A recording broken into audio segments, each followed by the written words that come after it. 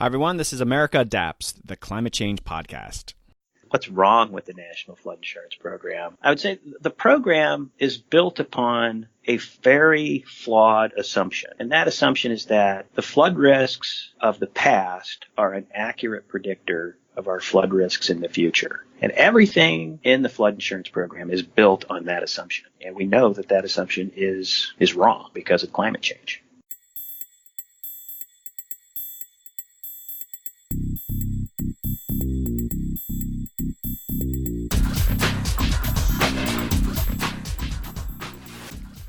Hey Adapters, welcome back to another exciting episode. I'm Doug Parsons, your host of America Adapts. That was Rob Moore, Director of the Climate and Water Team at the Natural Resources Defense Council. We have a great conversation about flooding issues in the United States and how the policy and regulatory response to flooding can be quite maddening and sometimes dangerous. We also talk about the adaptation ecosystem and how large environmental groups are working on both mitigation and adaptation and the challenges of doing both effectively. It's an awesome conversation. Okay, some really cool news. I was asked to contribute an article to the Federal Reserve Bank of San Francisco in their Community Development newsletter. This whole issue is dedicated to climate adaptation, and it was edited by Jesse Keenan, someone who's been on the podcast a couple times before. As you can imagine, it was a real honor to contribute to this piece. This is the Fed Reserve. My article, which I co-wrote with Dan Ackerstein of Ackerstein Consulting, focuses on climate communication and using podcasts as a means of communicating adaptation.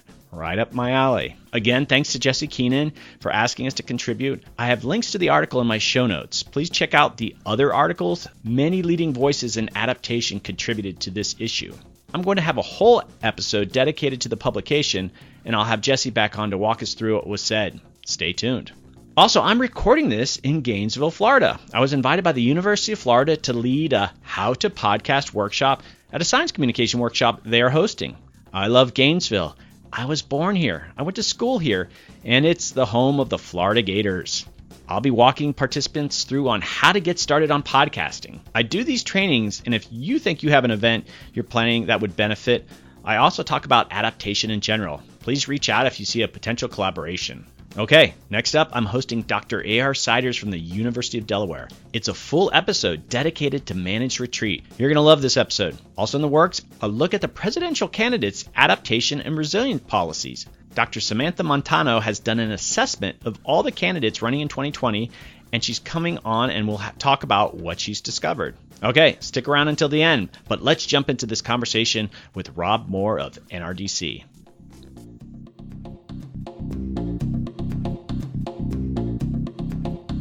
Hey Adapters, today I have a very exciting episode. I am talking with Rob Moore. Rob is the director of the Water and Climate Team at NRDC, the Natural Resources Defense Council. Hi Rob, welcome to the podcast. Thanks for having me on, Doug.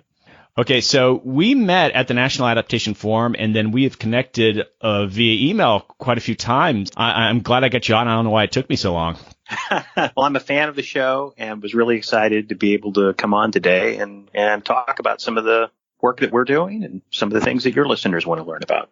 Yeah, it occurs to me that I don't actually have too many guests that have come from like large environmental organizations, and it's just an area. I mean, I've worked with groups like NRDC over my career, but just for whatever reason, I haven't touched base with you guys on the podcast. So this is great. NRDC has been doing great work for decades, so I'm looking forward to this. Me too. Jumping right in there, let's not be shy. For those of my listeners who don't know what NRDC is or what they do, could you kind of give a background? Sure. We're a national environmental organization, actually an international environmental organization that works on a whole range of issues. Climate change is a big part of our portfolio, especially dealing with the causes of climate change. But we have a growing body of work that's also focused on climate adaptation. And that's the stuff that my team works on, at least on the impacts of climate change that are kind of on the wet end of the spectrum. So flooding, sea level rise, and also just disaster policy more generally. And NRDC works across a range of other things too, whether it's protecting endangered species habitat or public lands protection. We do a lot of work in communities on health and toxics, drinking water, as well as a whole lot of work in public health and lead in drinking water. And you name an issue, and NRDC is probably involved with it. NRDC obviously is a big program and it's focusing on resilience. And how big is your shop, though? You're involved with these water and climate teams. How many people kind of work with you on that issue? Yeah, so the Water and Climate Team is part of our Healthy People Thriving Communities program. And there's actually like 3.5 full-time staff assigned to that team. So it's a small team, but we get quite a bit of stuff done, I think, for the amount of manpower we have to throw at it. We're going to dig into some of the policy work that you do, but I guess I still want to dig down a bit more into the work that your shop works on. And so if people are literally thinking about what you do, I mean, what is the focus? Is it sort of like recommendations of policy? I mean, what are you actually generating out of the shop that you're doing? And we're going to dive into some of the actual specific areas, the programs and such, but I'm curious, what is it that you're producing and doing? A lot of what my team focuses on is federal policy. When you look at the problems associated with climate adaptation, and particularly flood risk and sea level rise, these are challenges that in many ways go beyond the capacity of any individual community or state to address. These are going to require a federal response of some level. And there's several federal policies like the National Flood Insurance Program, which frankly are quite maladaptive to where we need to be going if we're going to successfully cope with the impacts of climate change. So it's really important that we get those federal policies right so that they're not contributing to making the problem worse than it already is. But those policies like the National Flood Insurance Program, they should be a linchpin in our overall national climate adaptation strategy. But in their present form, they're really a liability. So these are really critical areas that we're focused on, as well as overall policies that govern kind of disaster preparedness and response. And also, how do you make sure that when the federal government is investing money in public infrastructure or public buildings, that money is being spent in a way that's informed by what we know about future climate impacts? So these are all things that can have a big influence on how the nation is coping with climate change and how it will cope with it in the future. So it's critical to get those things right. I think we're going to focus a lot. I'm sure your focus is on the National Flooding Program. And so what are some of those shortcomings? It seems like every 6 months I see some sort of headline like, well, if they make these reforms, if they do this, or they're just punting the ball. I mean, what's really going on there? Yeah, so Congress has failed for over 2 years now to reauthorize and reform the National Flood Insurance Program. It lapses by design every 5 years. That enables Congress to tweak it in theory, make changes, and the program can proceed. But since 2017, Congress has really struggled to do that. The House has been making good progress, has even passed a bill under the previous Congress, which was controlled by the Republicans, has a bill in process under the leadership of Congresswoman Maxine Waters, this new Congress. The Senate has been kind of asleep at the wheel. They've never even brought a bill to committee to discuss. So it's been very frustrating. But enough of the process. Okay. Maybe to answer your question more directly, what's wrong with the National Flood Insurance Program? If I had to boil it down to one thing, Doug, I would say the program is built upon a very flawed assumption. And that assumption is that the flood risks of the past are an accurate predictor of our flood risks in the future. And everything in the flood insurance program is built on that assumption. And we know that assumption is wrong because of climate change. Well, even if it's built on that assumption, I'm just thinking of, decades and decades of people after a flooding event will rebuild in those flood zones. And I think folks that don't live in flood zones are thinking, why are they getting money to do this, and why are they doing this? And so that in itself is a major flaw with the process, right? Yeah, it certainly is. We did a report a couple of years ago called Seeking Higher Ground, and it looked at this problem of repeatedly flooded homes that the flood insurance program pays billions of dollars to rebuild over and over and over again. And, for somebody who looks at this program from the outside, that just looks insane. Like, why are we paying so much money to rebuild homes 5, 10, in some cases 20 or 30 times that have been damaged? Well, that's unfortunately the way the program works. The flood insurance program is designed really first and foremost to help people rebuild. And there's no limitation on the number of times that the program will pay to rebuild someone's home. But that's actually not the biggest problem. The biggest problem is that even if the person realizes rebuilding is not a smart option, and even if it would be more cost effective for FEMA to buy that house and allow that person to move somewhere safer, the flood insurance program is incapable of delivering that result. It is only really focused on providing assistance to rebuild, and in some cases, rebuild in a way that will lower your flood risk, but it won't pay to completely eliminate your flood risk by allowing you to move to higher ground. And that's something that really needs to be changed, among many other things that need to be changed in the program too. I don't know if you can answer this, but I'm thinking if like you have, let's say, flooding event that happens like with riverine systems, freshwater flooding, and then you have coastal flooding, be it a hurricane or storm surges. When it comes to buyouts or rebuilding, is there any difference in sort of the psychology of the homeowners in wanting to stay there, or is everyone pretty much, if they have a chance to rebuild, they'll do it? Do you feel like, okay, on the coast, there's a better chance that people are just going to want to flee that area? That's a good question. If you look at where FEMA has financed buyouts, and they do fund buyouts, they've funded about 43,000 buyouts over the last 30 years or so through other programs, not through the flood insurance program. Most of those have taken place in inland locations, so on rivers, not beachfront homes.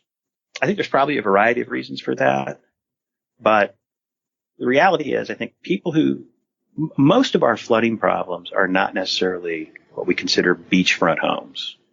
They really are properties that are located further inland. They may be in a coastal area, but they're not the houses that are right on the beach.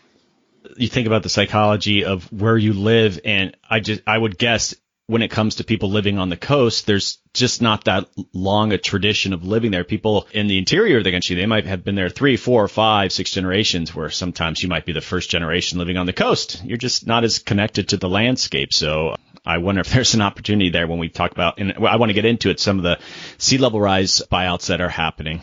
I think you're hitting upon something that is true. I mean, the longer people reside in an area, they have a stronger connection to place, and maybe a buyout isn't as attractive as to somebody who's who's moved to the area more recently. In coastal areas, you tend to also have, like in beachfront properties, they also tend to be newer housing stock, and they're built to a more modern building code, which may require the house to be elevated considerably. If you've ever been to a beachfront community, you see all these houses on stilts, and the reason is because building code requires them to be built that high so that they are at less risk of flooding or storm surge.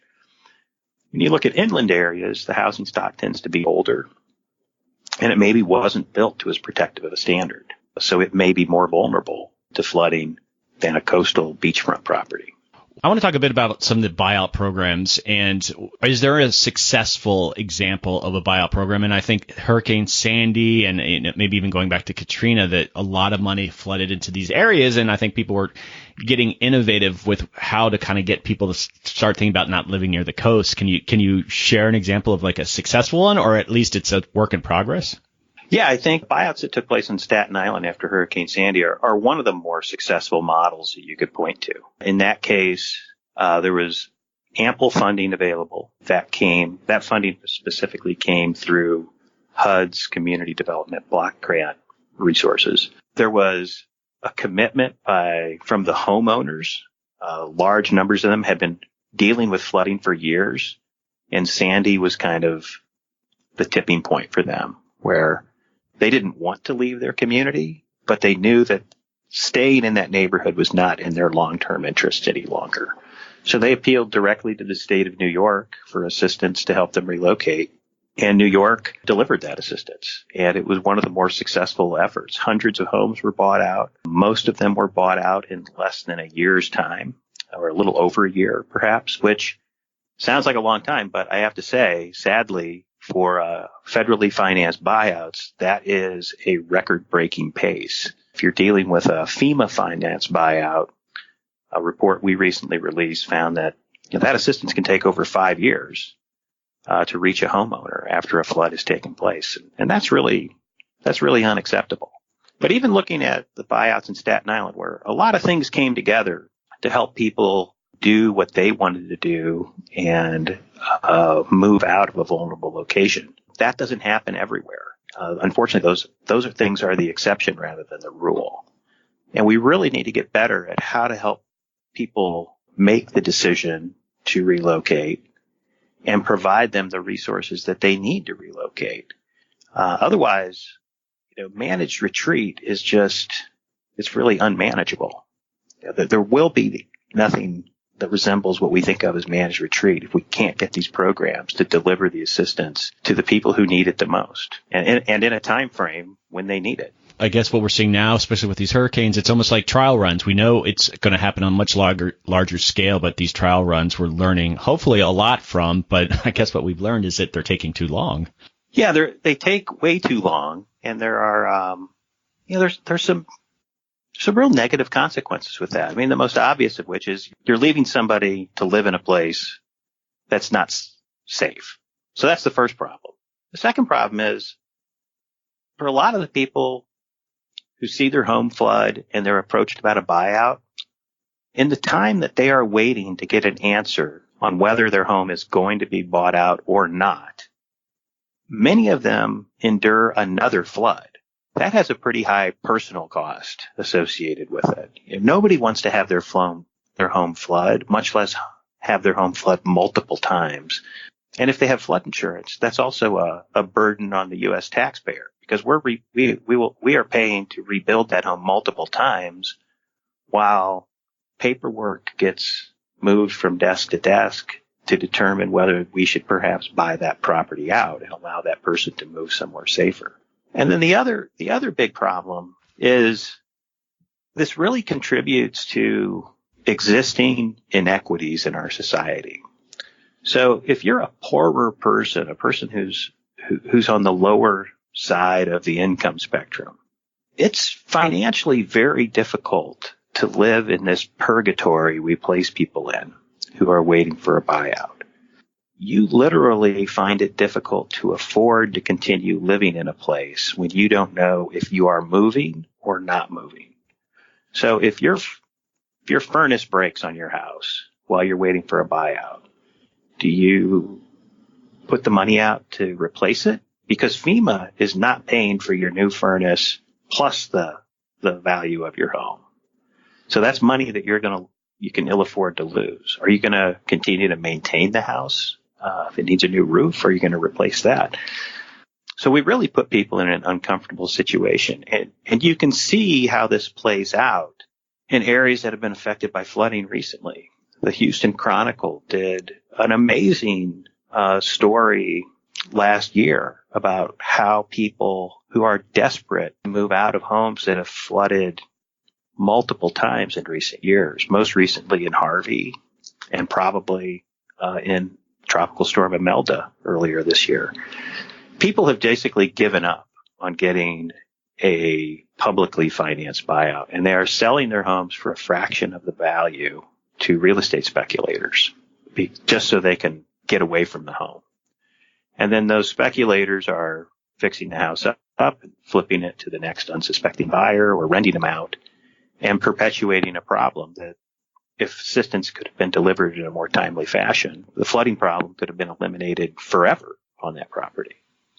Again, think of the notion of people's real estate speculators that go in and kind of take advantage of people. I think of the real estate crash back in 2008, 2009, that there's money here to kind of do these smaller scale experiments. Oh, a neighborhood in Staten Island, but especially along the coastal areas, if we see this sort of migration away from the coast that we think is coming, what's really the likely scenario? Is there just going to be a massive pot of money to say, here, we're going to help you buy? Or I think I'm from Florida originally, and people just started abandoning homes, right? They were not paying the mortgages, and other people were not buying these homes.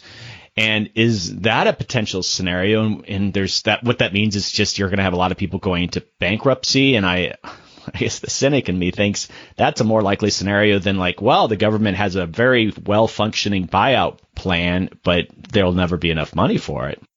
Yeah, you are encapsulating what some of the challenges we're facing are. Very well, Doug. Let's look at this problem from the perspective of the homeowner, okay? So they know they have a flooding problem. They would love to get away from it. Well, what are their options to get away from that? As you pointed out, one would be to abandon your home, to simply walk away from it. You know, the most valuable asset they probably have, just abandon it. So people do that. It's certainly not to their financial advantage to do that, but they get to a point where that seems like the best solution, and nobody wins in that scenario. The second option they have is they could sell it, probably at a loss, because the market for flood-prone homes isn't really the best, most robust real estate market.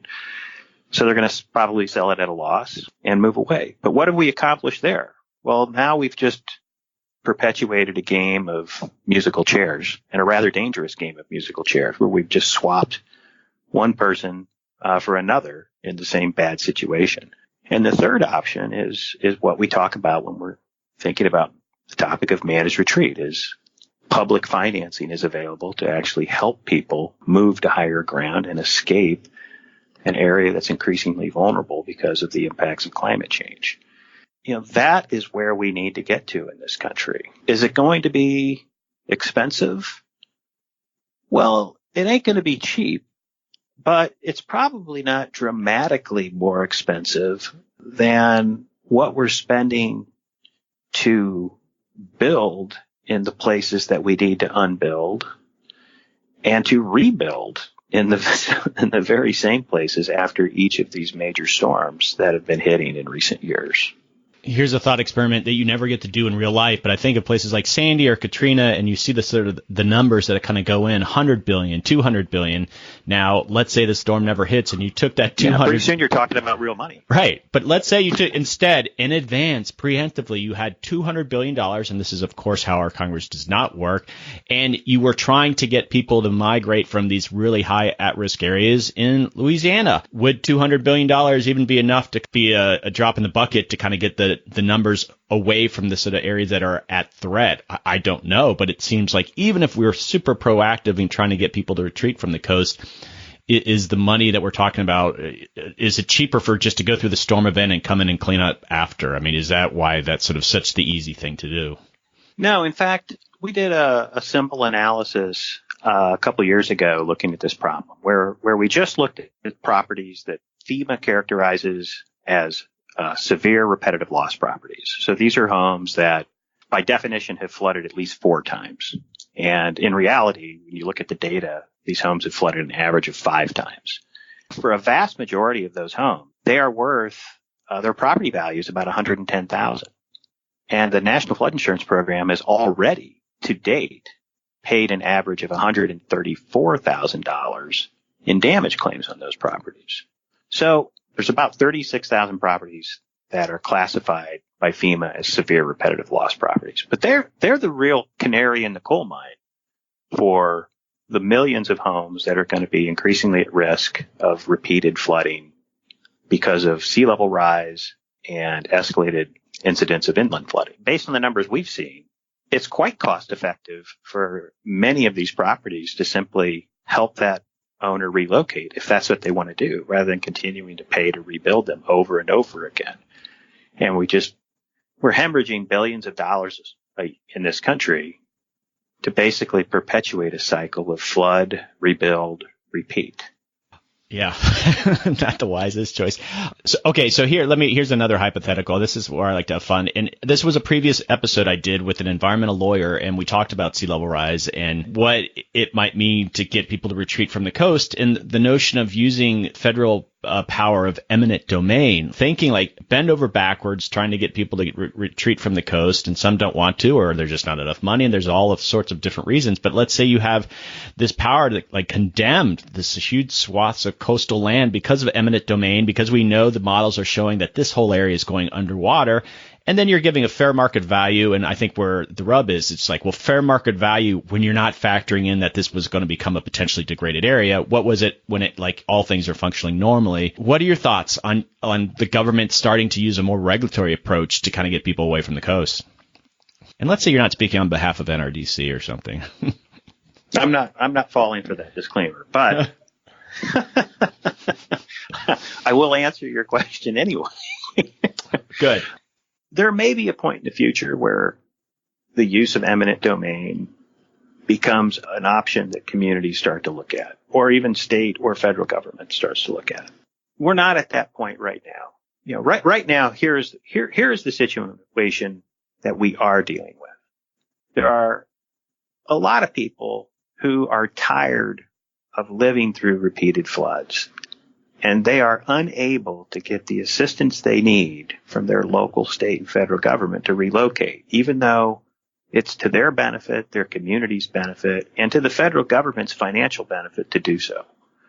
That's the problem we need to fix first. Tied with that problem that we need to fix, or tied as a priority for fixing that problem, is we need to stop building things in areas that we can accurately predict today that we're going to have to unbuild at some point in the future. As long as communities continue to allow development in low-lying coastal areas or floodplains, we're just making a bad situation worse. I mean, the old adage is if you want to get out of a hole, the first step is to stop digging.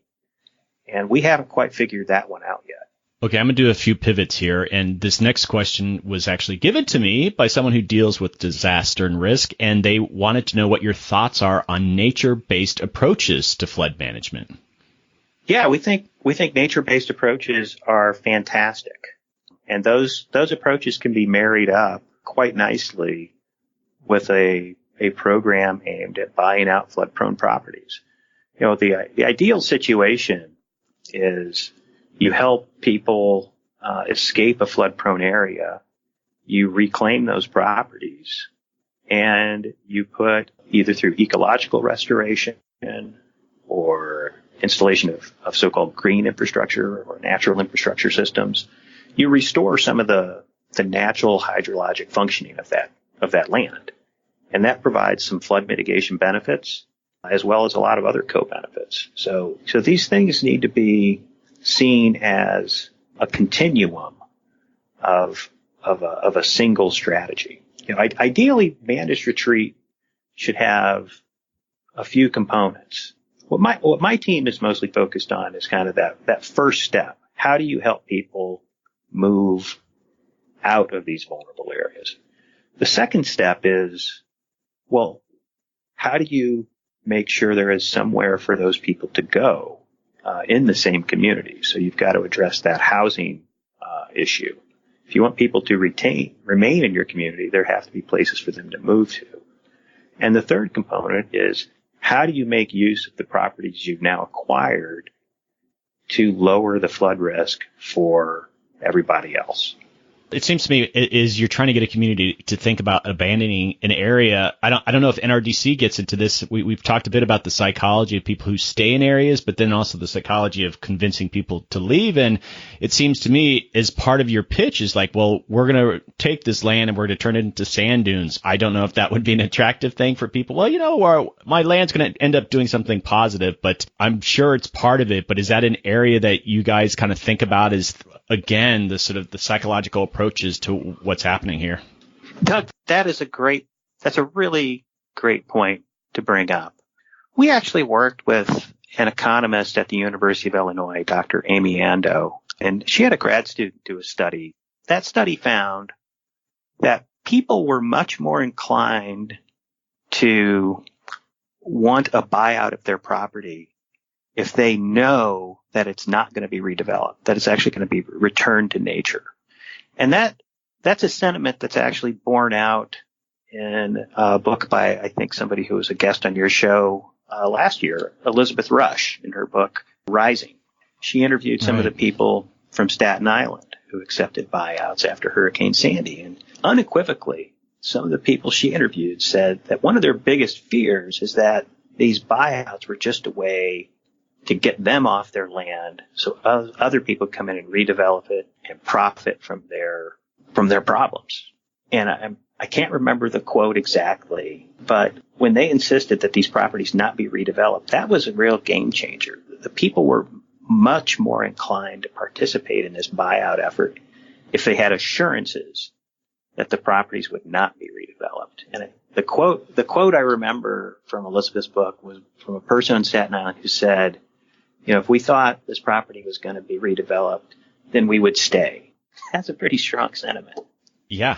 Well, it seems to me like, and maybe this is happening, I can't speak, like in New York, they're quite progressive, but right now, and be it Florida, Louisiana, that should be public service announcements sort of on an ongoing basis, sort of saying, we're going to have these coastal challenges and opportunities for retreat, and really highlighting, it's like, if there is this transfer of land, that it's going for, restoration to a nature-based approach, and on top of it just being sort of a natural setting, it's there to climate-proof the community. It makes the rest of the community a bit more secure, and we should spend the next 20 years just putting these messages out, even if it's not actively happening in an area, and there's just a woeful lack of, coordinated communication, just getting people open to the idea, and yeah, that would be great if we could see more of that. Let's do that, Doug. We can do that. Come on, let's figure out how to do that. I'm game. I'm ready to do it. Yeah, there's a flip side to that too, is we do pathetically little in this country to actually help people understand the true flood risks they are living with. NRDC did a study last year, and we found that there are 30 states in the U.S. where if you are buying a home, the current owner has no obligation to inform you of past flood damage or whether they are legally obligated to maintain flood insurance on that home. So people are basically in some ways denied information when buying a home about the flood risks that come along with that home. That lack of information is further compounded by the fact that if a person goes in the absence of this disclosure, if a person's like, well, I'll go check out FEMA's flood maps, they'll give me some indication of the flood risk. Well, most flood maps are pretty out of date. They can be 10, 20, even 30 years out of date.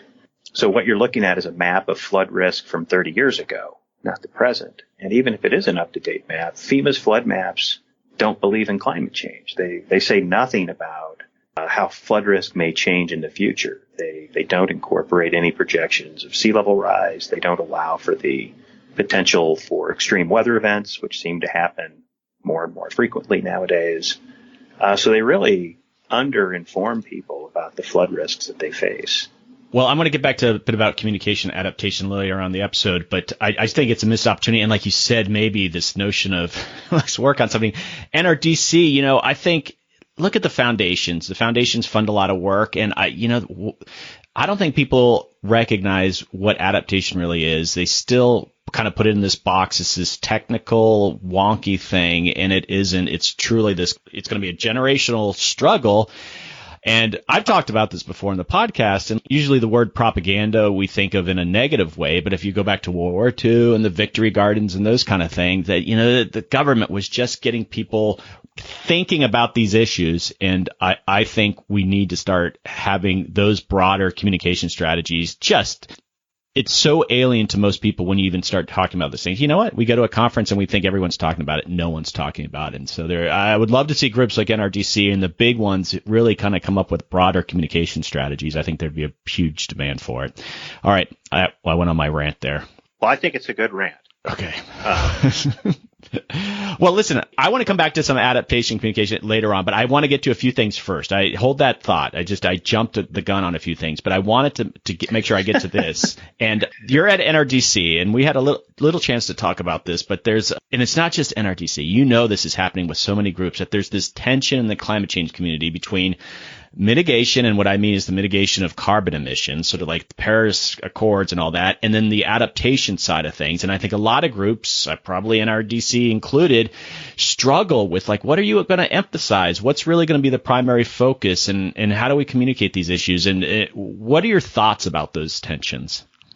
Yeah, I think that's an existing tension, whether it's at an organization like NRDC or any number of other large environmental groups. And it's something that we're aware of and are consciously addressing. Let me put a personal twist on this. I've spent my career in environmental advocacy. Earlier in my career, I worked at an organization in New York called Environmental Advocates of New York. And I felt the same way. Look, it was in the early 2000s, and I was like, look, this climate change issue is hugely important. We have to throw everything we can at lowering emissions and averting these problems that the scientific community is telling us are going to occur as the climate warms. And I was not very open to talking about adaptation, right? That was a competing proposition and could be construed as, well, you can't work on adaptation because it's basically saying you're not going to work on emissions reductions. Well, then in 2012, Hurricane Sandy hit New York. And for me personally, that was a real eye opener. I was like, wow, that is a climate change event that we just saw, and that the people in New York City and the broader metropolitan area are now dealing with. And that was the eye opener for me, that we no longer have the luxury of working only on emissions reductions. We have to work on emissions reductions, and working on climate adaptation is no longer an optional event. And the past few years of storm and hurricane and wildfire seasons here in the United States have made that painfully clear. The fact of the matter is, and this is borne out in any number of reports, the series of reports the International Panel on Climate Change has been rolling out over the past year, the National Climate Assessment, and take your pick of the hundreds of scientific studies that have come out. It's very clear that we must working on climate change now means doing everything we can that's humanly possible to reduce the emissions that are its root cause, as well as grappling with how we help nature and how we help human communities cope with the all too real impacts of climate change that we already see and that are still to come. Well, how does that work at NRDC? Especially, I think the adaptation side of things that has become, I guess, more prominent in the last 5-10 years. You guys have been working on the mitigation side for a while, but are those like two camps, or is there a lot of integration?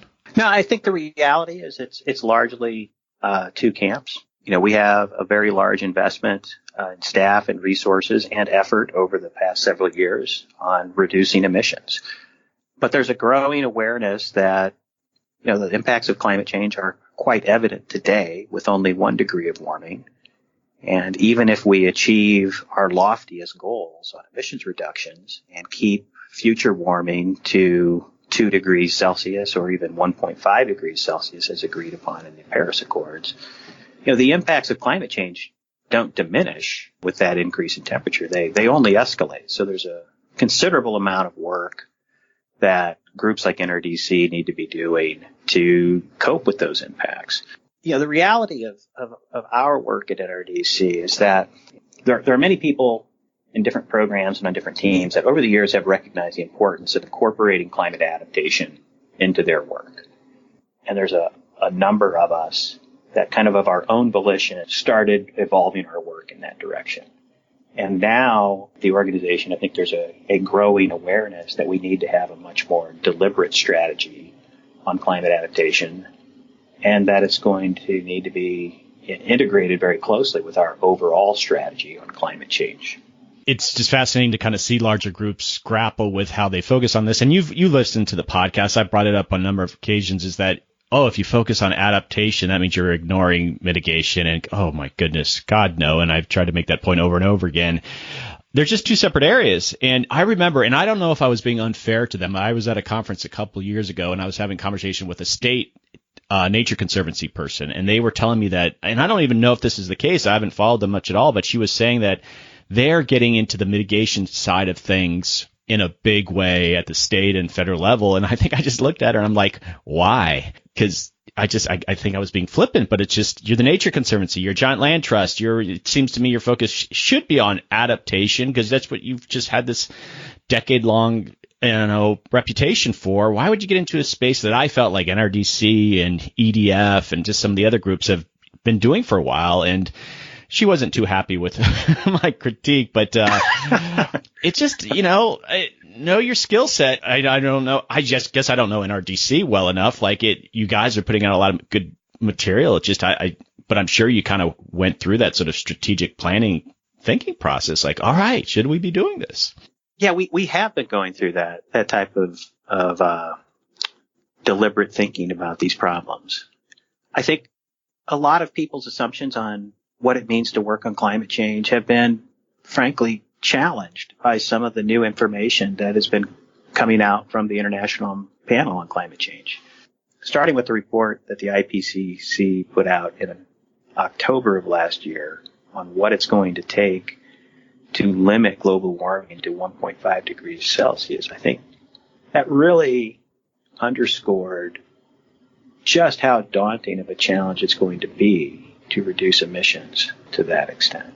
But it also highlighted just how steep the challenge is to adapt to even that level of warming. You know, the science on the adaptation side, I think, is evolving very fast, and very little of it provides good news. The impacts of climate change, in many instances, are outpacing our past projections of what the pace of impacts would be. And that's certainly true in the arena of sea level rise. But I think at NRDC, too, we are increasingly realizing that you cannot pretend to be addressing climate change in a way that's fair and equitable to all members of our society if you are not addressing climate resilience and adaptation. The fact of the matter is that these hurricanes, these flood events, these wildfires, these droughts that the U.S. has been experiencing often hit disadvantaged and lower income communities the hardest. We have to be able to offer them solutions beyond, sorry about your flood, drought, wildfire, but here's some great ways to reduce your emissions, because such an approach isn't addressing their problems. That, you know, we think it's very important that we be able to come up with solutions that address that very real life challenge that hundreds of thousands, if not millions of people, even just here in the U.S., are already being affected by.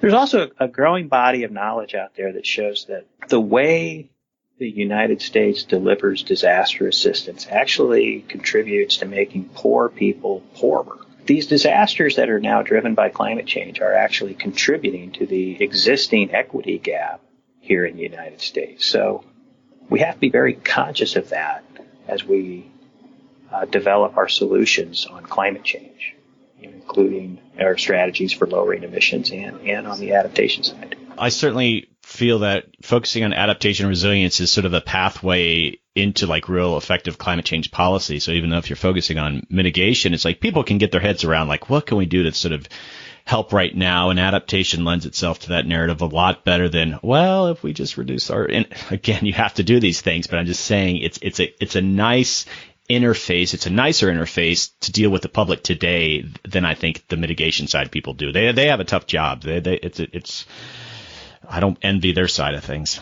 People aren't used to thinking long term, and climate change, it poses a very difficult problem in risk communication. You're talking about risks that people perceive as being very far off. And part of that, I think, is a problem of how we communicate about these risks. If you look at graphs of climate data, impacts of climate change, there are all these very smooth charts and graphs, right? That kind of gives the perception that, oh, climate change is this kind of smooth, predictable upward curve.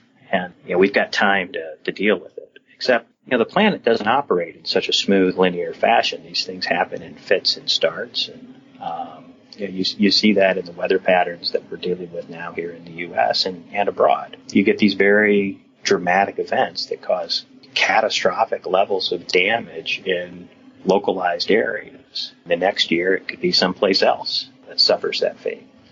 It's not smooth by any means. It's a very bumpy road. We are on it, whether we like it or not. Okay, I'm going to do another pivot here, and I want to talk about the adaptation community in general. And so I guess first off, even though I saw you at the National Adaptation Forum, you kind of consider yourself an adaptation professional? Yeah, most definitely. The work that my team does here at NRDC is done wholly through a climate adaptation lens. That is why we've decided to engage on these issues, because we see the need to help smooth that path for people who are going to be struggling with the impacts of climate change. We need to provide more options to people So they have the agency to do what's best for them in the face of the risks that are coming. Okay, so you attended the National Adaptation Forum. Was that your first, or have you been to previous ones? I'm embarrassed to admit, Doug, to you and your listeners, that it was the first adaptation forum I have personally attended. And I will not be making the mistake of missing them in the future, because it was a wonderful experience. Anybody who's out there listening, National Adaptation Forum happens every 2 years. It's an amazing convening of people who are working on these issues, and I found it to be just a great experience to be among people who think about these things as much as the people I work with and the colleagues that I work with day in and day out. Yeah, it's a great convening. You hear that, Laura Hansen? She's the organizer. That's a nice plug for you there. Okay. That was unsolicited. Oh, That's goodness from the heart. Me. That was from the heart. Butt kissing on this podcast. So it was my third, and I really enjoy it. A lot of times it's so great just because it's catching up in my previous lives of doing policy. I just get to see a lot of people that I know. So that's great. And so I was going to ask you what you think, but you obviously got a lot out of it, especially being your first one. I did a podcast episode out of it. I've done it twice now. That was an incredibly popular episode, and the feedback was like they just loved, because I interviewed a bunch of like maybe 10, 15 different participants for like 5 minutes, and they just loved hearing the diversity of people's backgrounds that would attend the event. But one of the questions that I asked people that attended is just like, what's missing? What were the blind spots? This is a new emerging field, and this is like the premier kind of adaptation forum. But what did you feel was missing? Did you notice anything? Oh, you're asking me that question. I thought you were going to tell me what other people's responses. Did you not listen to that episode? I did listen to that episode. So what do you think? Who is missing, if you could even notice those things? If it is your first, but did you kind of feel like, what, this is great, I'm making connections, but like this is missing? Did anything like that cross your mind? Man, there are so many people there, and there's such a huge number of topics being covered. I really, for me personally, I didn't feel like there was a lot missing. I think if there was one area that would be great to see explored further at events like the National Adaptation Forum is the issue of housing. A lot of communities in the U.S. are already struggling with a housing crisis and availability of affordable housing. And the impacts of climate change are not going to make that an easier problem to solve. And there's a lot of housing groups out there that are starting to get into this arena. And I think it'd be great to have to see more of those organizations and stakeholders involved with things like the Adaptation Forum. Yeah, no, that would be great too. And thing that kind of came up, just for your own knowledge, is that the big money wasn't there. If you think about the big banks and even like Goldman Sachs, you think of those, adaptation is going to be that big. And why aren't these people coming to these meetings and sort of connecting with folks? And then if you look at other industries, like you go to a civil engineers conference and it's huge. Those people should be showing up to this adaptation forum. And Laura Hansen, who's the organizer, she knows this and she's done a great job reaching out, but it's always just, another conference. But I think when you start getting the big money attending the event, we've made it, as opposed to policy people or educational people. These are the conferences that I've attended all my life. And all right, where's the big money kind of thing? And that's what if that happens, that's when you've made it big. Well, we should make a push to get somebody like Goldman Sachs there. If you, as I recall, just last month, Goldman Sachs put a very interesting report out about climate adaptation in cities around the world and highlighted this as one of, an area where there will be huge amounts of capital invested in future years to cope with the impacts of climate change. So this is definitely something that Goldman Sachs is well aware of. And I would say the time is right. Let's extend the invitation now. Let's get them there. All right, Goldman, show up in your jet and attend the next forum. And I don't think they've announced the next location yet. I think they do that soon. It's every 2 years, and so that'll be a little while. But we'll do our part. I mention the forum all the time on the podcast. Obviously, it's a chance for me to recruit people to come on the podcast, so it's good stuff. Well, sign me up. I'll help extend an invitation too. I think we should do that. Well, you know what? Just between you and me, I was looking at your board of trustees, and Leo DiCaprio's on it, so I just put a good word to get him to the National Adaptation Forum, and that creates some buzz for sure. So get on that one, okay? Yeah, I promise the next time he calls me up, it'll be at the top of the list. All right.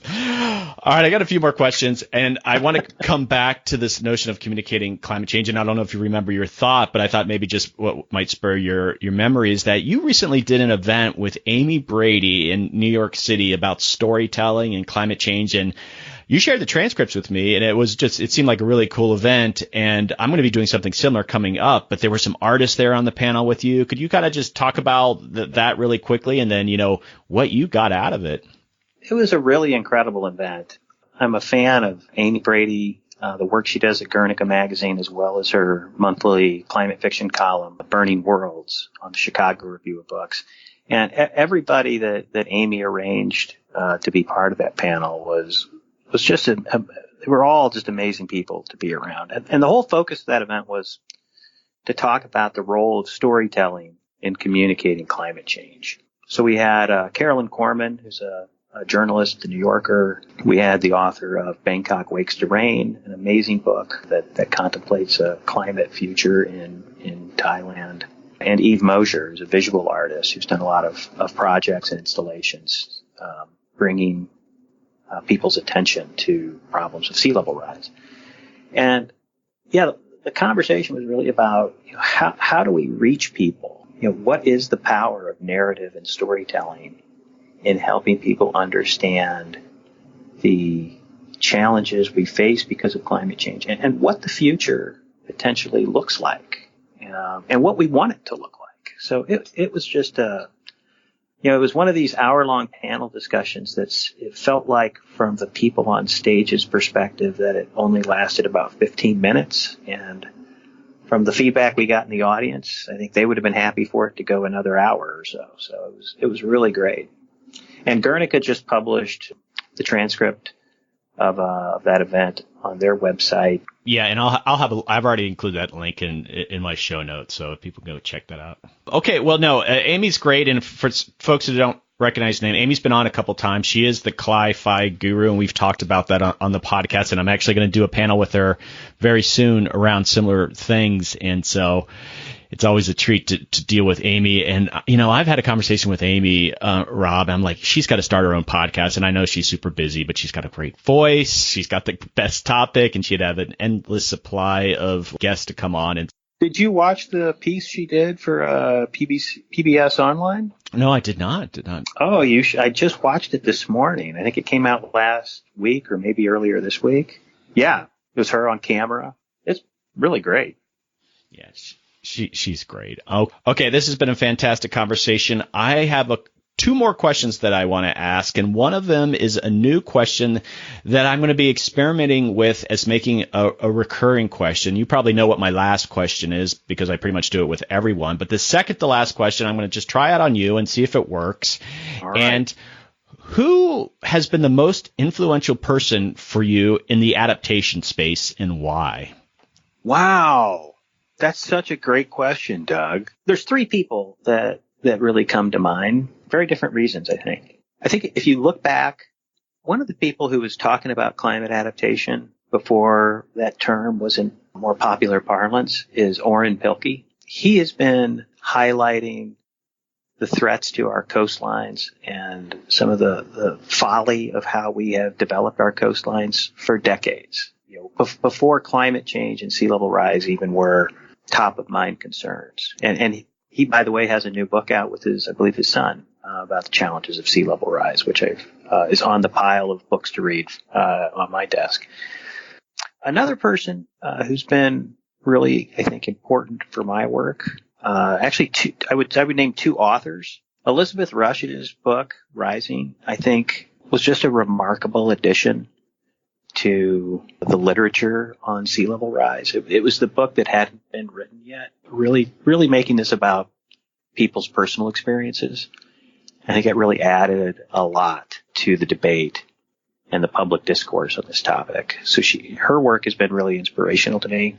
Jeff Goodell's work at Rolling Stone, I think he's been a reporter that's been breaking a lot of stories and telling these stories in a way that reaches so many people. I really think his work's had a big impact on me personally. Well, and then, sorry. I've got a point too. Go on. I'm totally dodging. Like I'm not going to give you one answer, I guess. But another person out there who I think he is trying to think of the analogy here. The wind vane, the windsock, the barometer, the thermometer. Craig Fugate, former FEMA administrator, is very vocal about the things that we need to be doing better in this country on the disaster preparedness and policy front, particularly in light of the future challenges of climate change and the impacts we're already seeing. And I think he's a really good person to be paying attention to. And I certainly pay attention to what he has to say. Okay, so I had 2 out of 4 of those people on the podcast, so that's good. And for listeners out there that if you come on the podcast, I am going to clamp down to one person. Since this is the first time I've done it, I'm giving Rob the ability to give me 4. My goodness. But they're all great people, But that's the point, is the one person. But I'm going to cut him some slack here. So, Rob, final question, probably related, but if you could recommend one person to come on the podcast, who would you recommend? Yeah, have you had a person who also I really like listening to, and I apologize, I don't know if they've been on your podcast, is Rear Admiral David Titley. No. He has recently, I think, retired from Penn State University, but he was a Rear Admiral in the Navy, very knowledgeable about climate change and climate adaptation, and particularly the national security implications of it. He just was, I just listened to an old podcast he did with the Atlantic's Defense One website, all about national security implications. But that's probably his sweet spot, but he can go pretty deep in a lot of different areas. Great recommendation. And you said he's retired, right? Yeah, I got an email I was trying to get hold of him to be a speaker for a internal adaptation webinar series we do at NRDC. And he informed me, I've retired and he's out traveling the country. That would be good. I haven't done much national security stuff. Okay, Rob, this has been fantastic. I have learned a ton, and I'm very encouraged by the work that you're doing at NRDC. It's really desperately needed, and thanks again for coming on. Yeah, I really enjoyed it, Doug, and thanks for inviting me.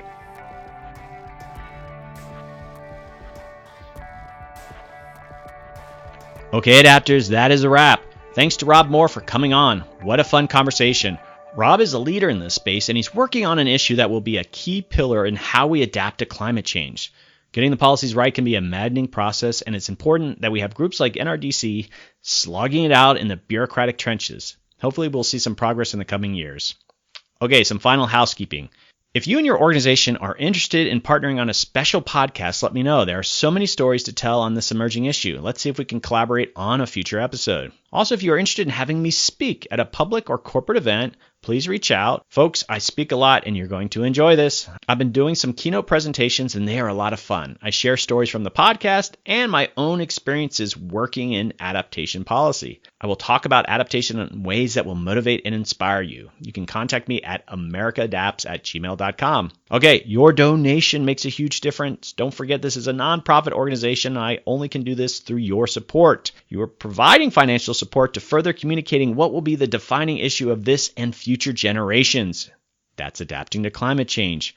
You can donate at a very simple website. The link is in my show notes. And also, you hear me talk about supporting the podcast financially, but there's other ways of supporting what we're doing here. Please find a favorite episode and plug it on social media with your friends, family, and colleagues. Word of mouth is the single greatest way podcasts grow. Within my show notes, you'll find all sorts of ways that you can share. Don't forget to join the Facebook page and the Facebook community group. The group is private, but just search for America Adapts and ask to join, and I'll approve you right away. Don't forget, I love hearing from you. I mean it. Just say hi. I have been hearing from a lot of people in the last few weeks. It's been fantastic. Students asking my advice on how to get into the adaptation space, just random things. I never know when I get up in the morning what kind of email I'll be getting from my listeners, and it really is just a treat for me. If you have something cool, you have an idea for a guest, or if you have an idea for a partnership, you can contact me at americaadapts@gmail.com. Okay, Adapters, keep up the great work. I'll see you next time.